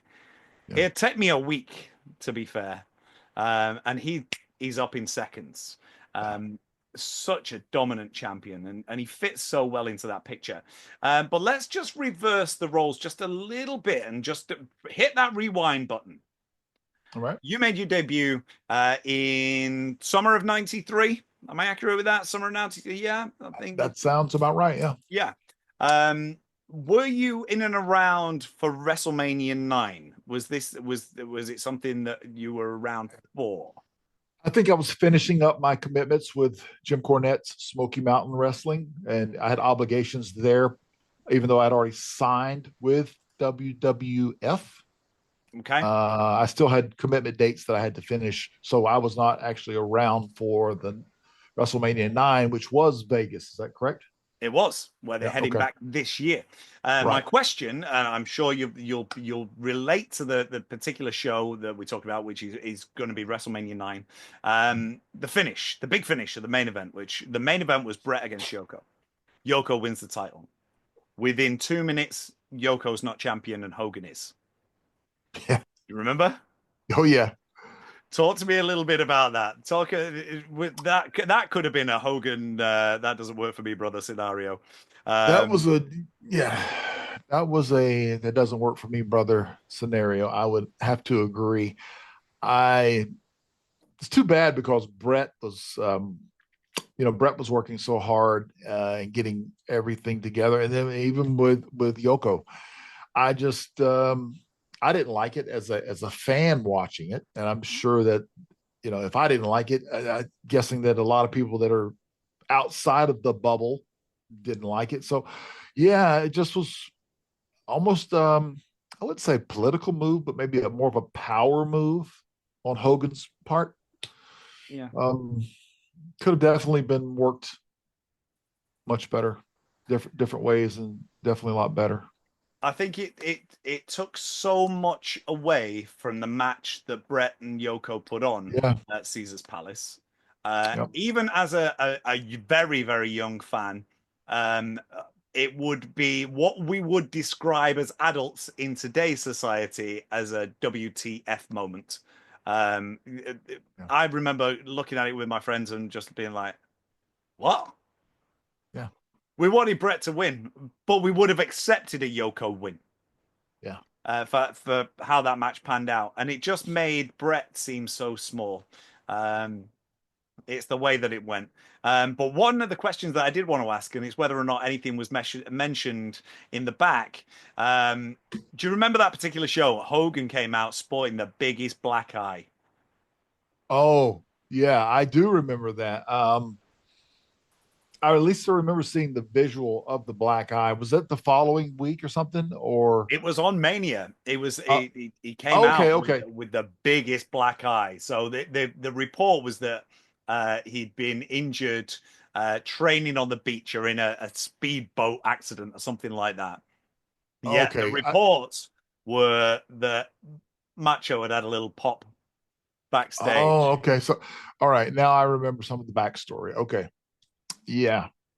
Yeah. Well, I know that they both lived in the Tampa St. Pete area.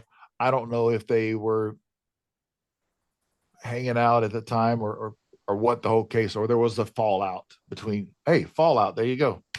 If there was a fallout between the two at the time, which I'm guessing there definitely was, as we know as the story would progress. Yeah, definitely a big fallout.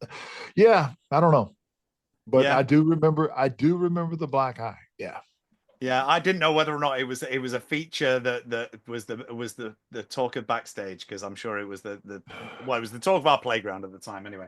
Yeah. As we look towards a severe nerve hold by Yoko, we're going to see a move that would become the death penalty very, very soon. I want you to pop big for it when it comes. Let's see if it's this particular spot. I'm not sure. We'll see it soon. But Yeah. what I did want to talk about is the biggest family in professional wrestling as it is right now is our bloodline. The Anoa'i family, the Maivias, all coming together as one.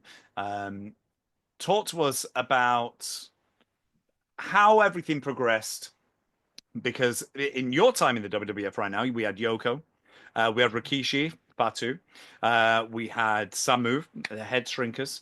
We had Right. Afa, who was one of the top ends of the heads of the table, as Roman would say.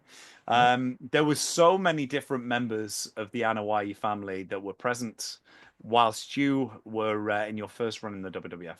Let's have a little chat about them. Sure. What were your interactions like with the Bloodline? Really good. I'd worked with Yoko and really enjoyed working with him. I'd worked with the Head Shrinkers over in Japan on that international tour. Always really hard workers, man. Really just like I said, didn't leave anything in the tank every night. It's even as big as Rodney was. I mean, he would work so hard. He had some amazing matches throughout his career. Um, I mean, he was a super heavyweight. People don't realize how how big he was. And yeah, the whole family, everybody's just super athletes. As I guess that's the best way I could say it. I mean, everyone in the family is just super talented, and they grew up in the business, and that's a, a good head start for anybody if this is what you want to be a pro wrestler. The way he sells that bump there, I mean, it's like a tree falling down.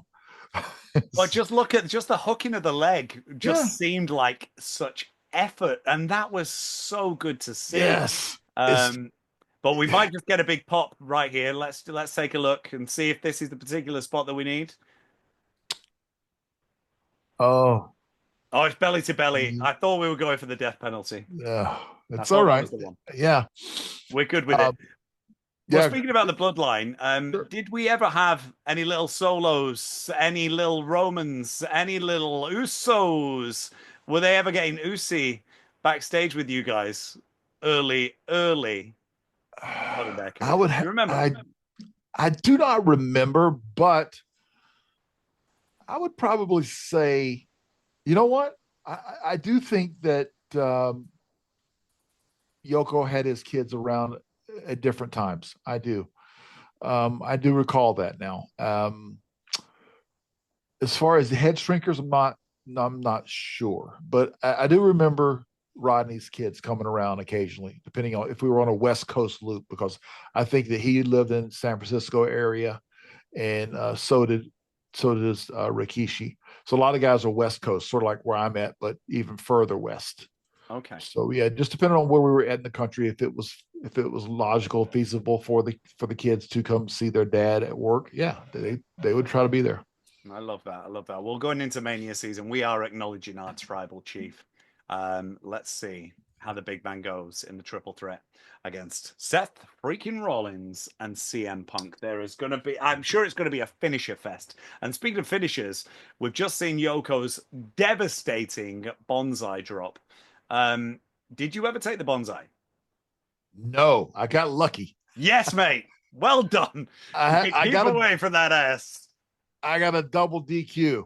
I hit him with everything I had, and ended up getting a DQ by interference of Harvey Whippleman and Quang, aka Savio Vega. So actually, they may have actually did me a favor.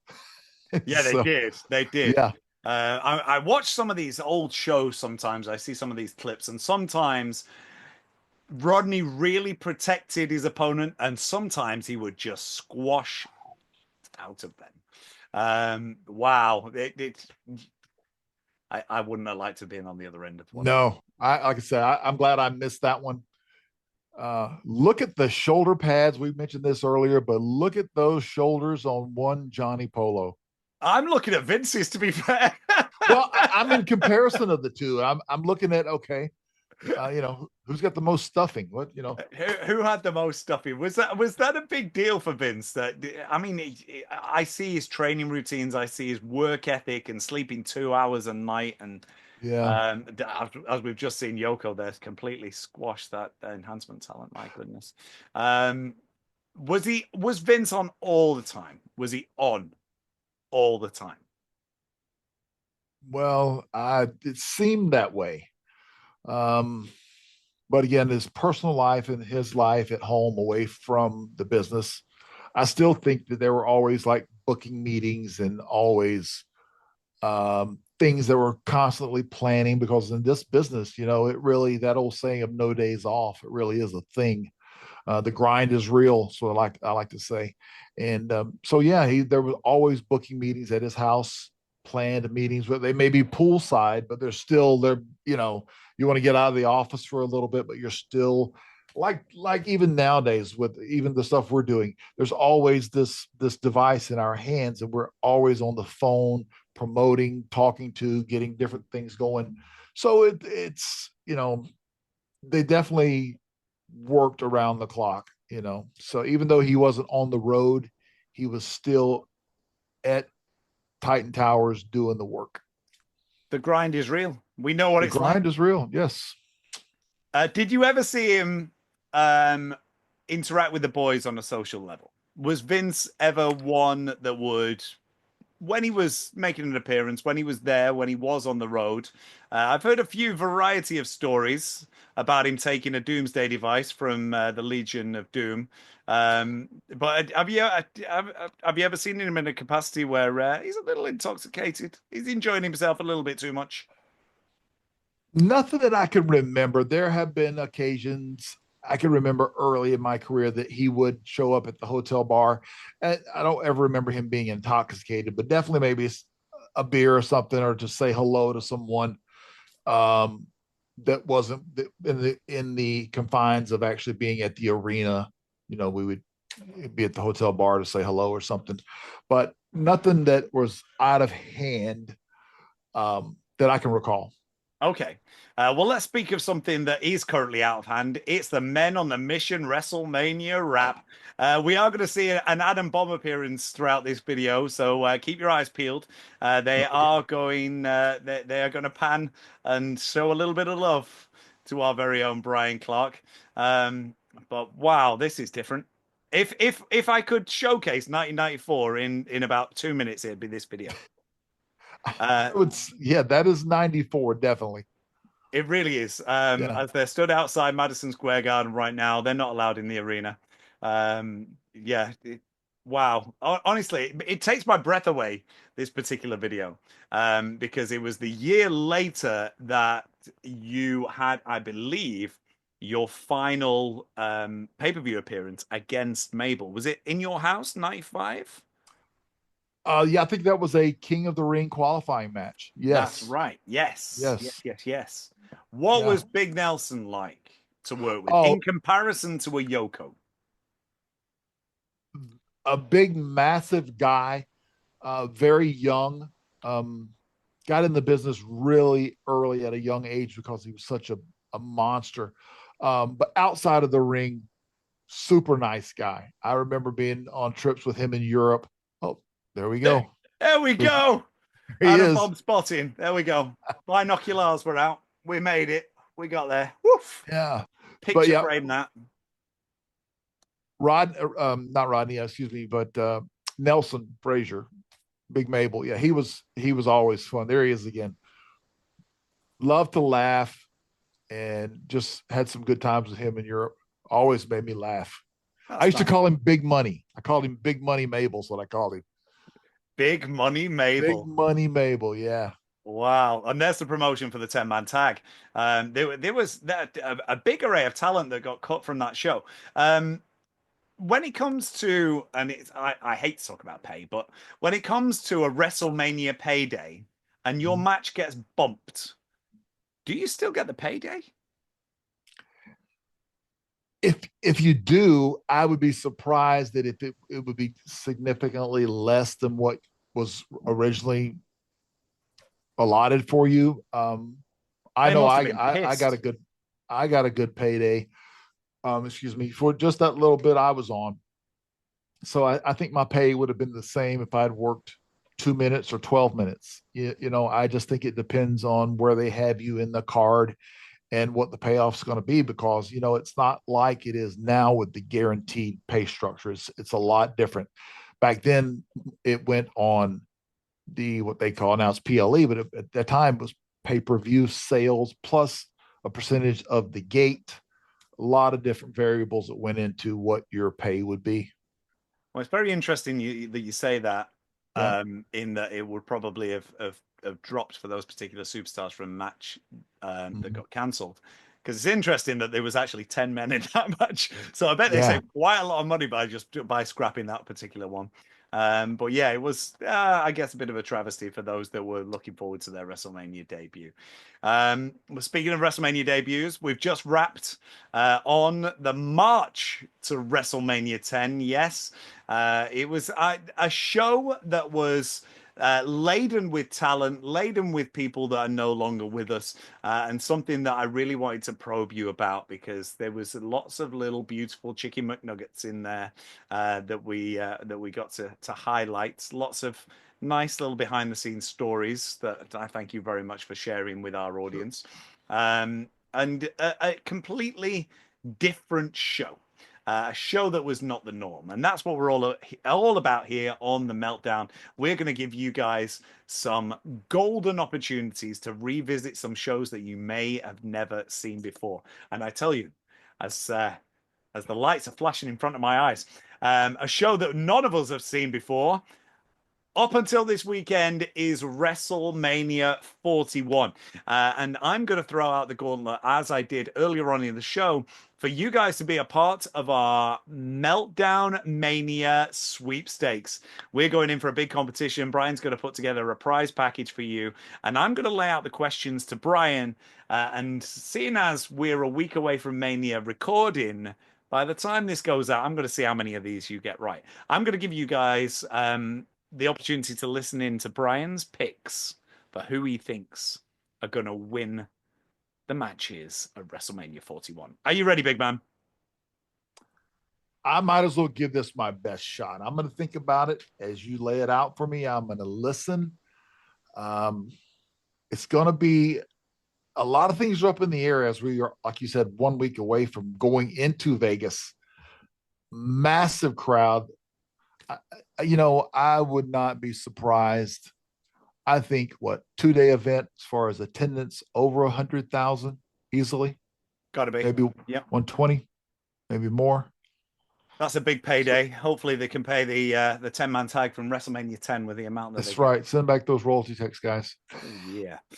Right. Are you ready? So we don't break it down. I'm gonna cut this into a reel. So it's going to be fast, it's going to be furious, and just whatever comes to mind when I say these. Okay, we're going to start with night number 1. We're going to kick it off with the World Tag Team Championship match. It's the War Raiders and the New Day. I say the War Raiders retain. Excellent. First shot. Then we're going to go into a singles match. It's Rey Mysterio versus, is it Chad Gable? El Grande Americano. I'm going to go with Chad Gable under the hood. Okay, good. No spoilers there. Number 3, another singles match. It's Jade Cargill and Naomi. I say Jade gets the win. Big one. Then we have got our singles match for the WWE United States title. It's LA Knight defending against Jacob Fatu. Wow, that is going to be a great match. I really would like to see LA Knight retain. Yeah, but I think that there could be, I don't know if you even consider this an upset. Quick answer, I'm going to go with Jacob Fatu. I think so. Represent that bloodline. Yeah. Singles match for the WWE Women's Championship. It's Tiffany Stratton versus Charlotte Flair. I got to go with Charlotte Flair. Yeah. Interesting. Okay. Well, I'll mark it on my screen sheet, but I think it might be Tiffy time, baby. I like Tiffy time. I'm telling you, I like it. But I think that Charlotte's road to recovery and redemption as far as her ACL tear from this past year, I think she's due again. Okay. It's the World Heavyweight title match with our Royal Rumble winner, Jey Uso, against Gunther. Wow. Another tough one.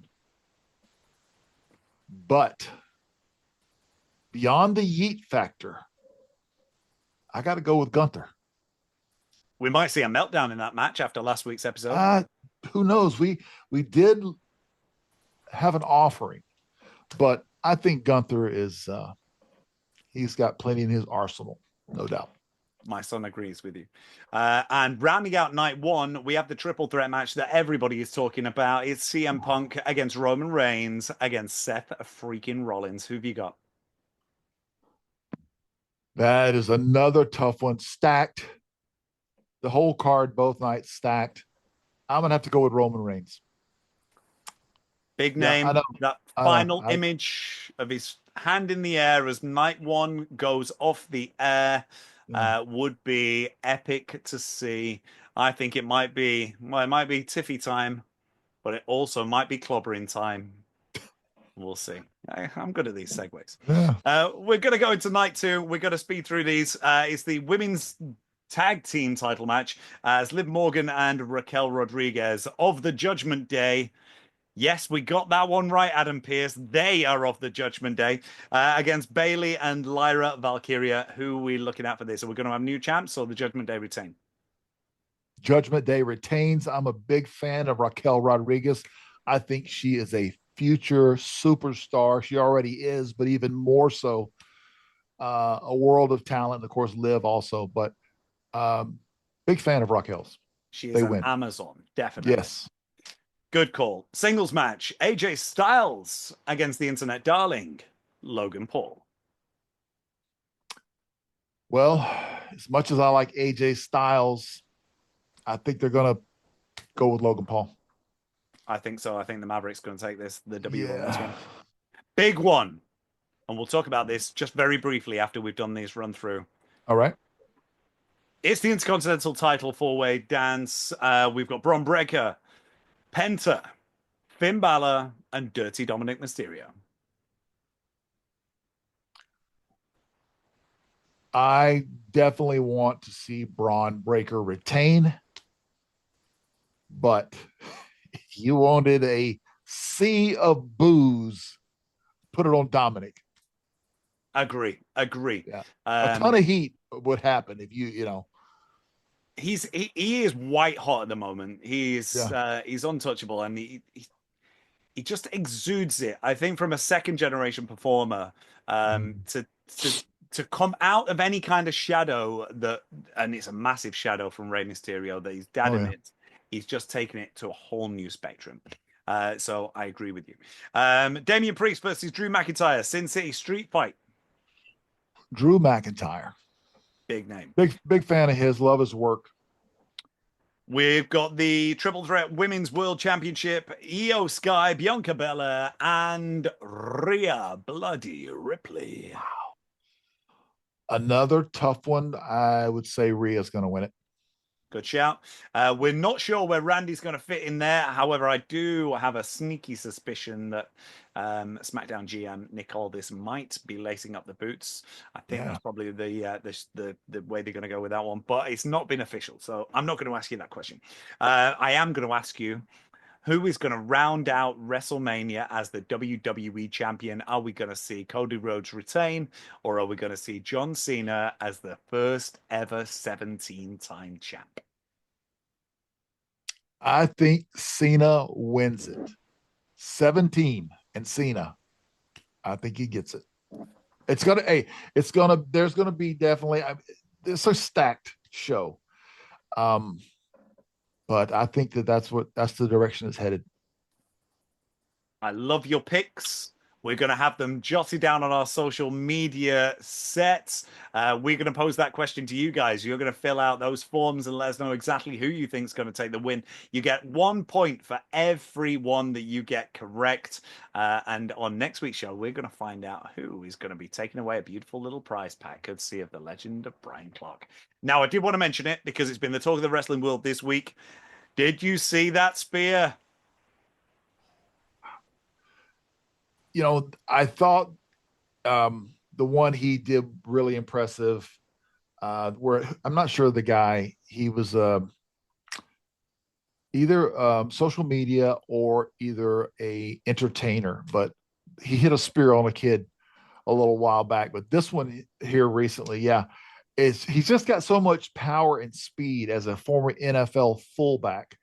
And he brings that every time when he goes through guys, and it just looks devastating, but it looks so believable too. And you know that the person that's taking it is going to feel that. It's just there's no other way around it. But it looks great. We said a prayer and the last rites for Carlito Colon.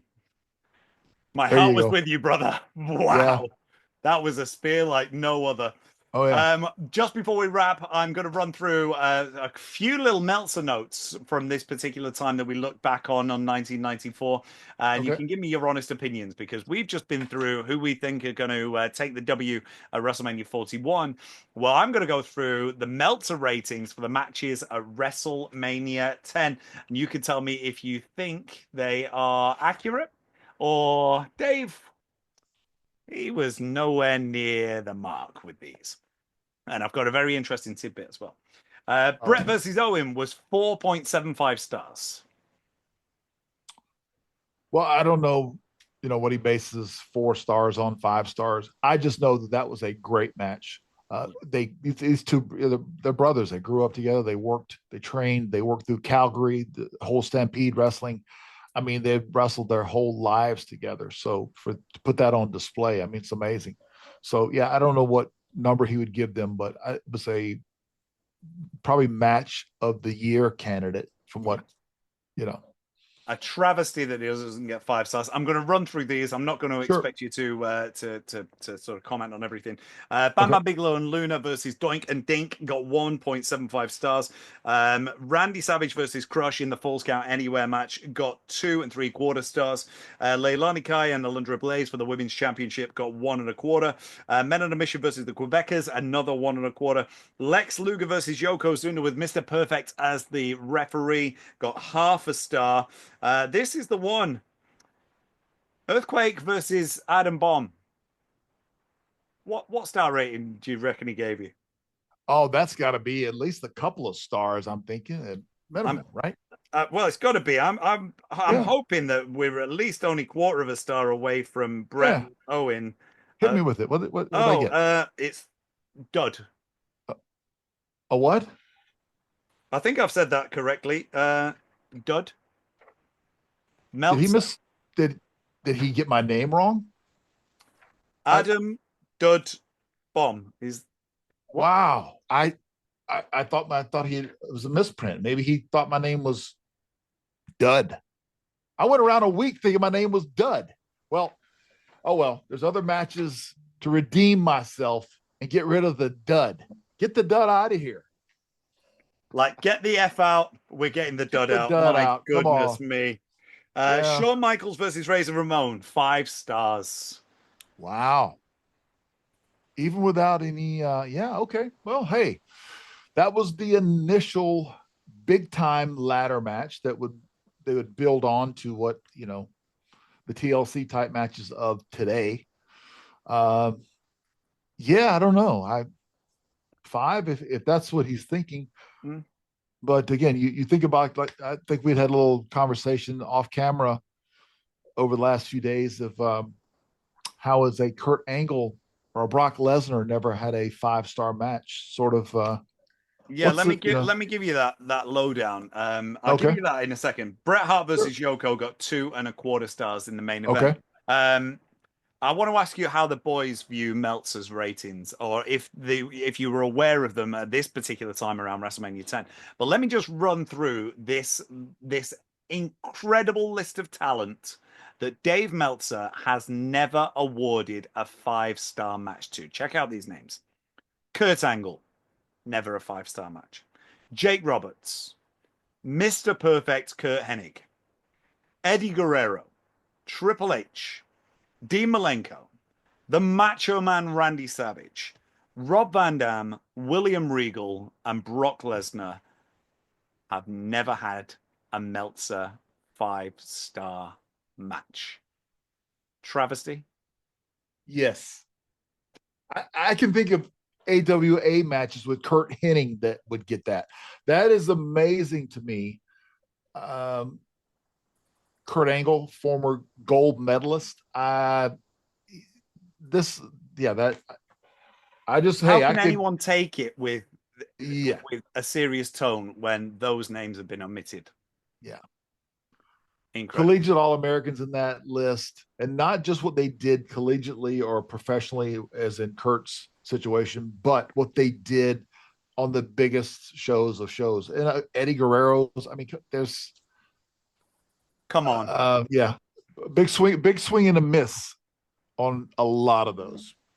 So the question that I posed to you just before we wrap is, are the boys, or were the boys at this particular time and all the way through your career in WWF and WCW, were they itching? Were they chomping at the bit to see what was going to be in the dirt sheets? Were any of them marks for themselves?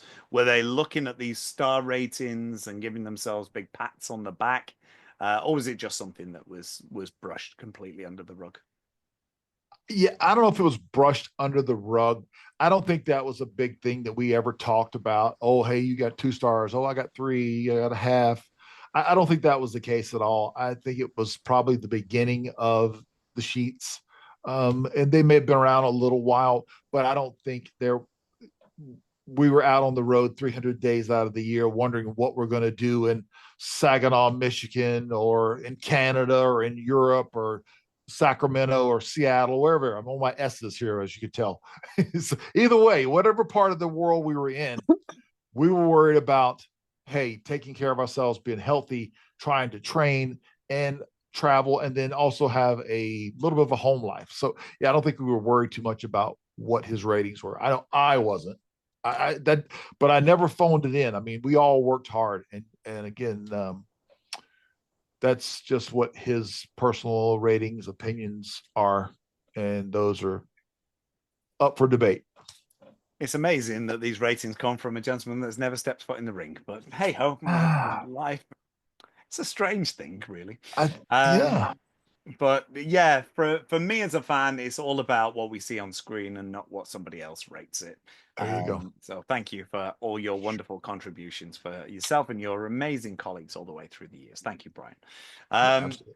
So before we get wrapped on this episode number 2, I'm going to throw the gauntlet down to you guys. The competition's got to come on our socials, but I also want to make sure that you check out our YouTube page. You can find it at Real Bryan Clark. It's there as the Meltdown. Check out episode 1 if you've not yet done so.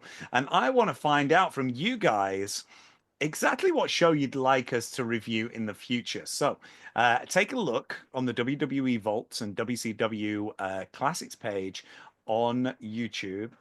Have a look at some of their shows and let us know which ones that you want me and Bryan to do a nice little deep dive into, to give you those special little chicken nuggets as only we can.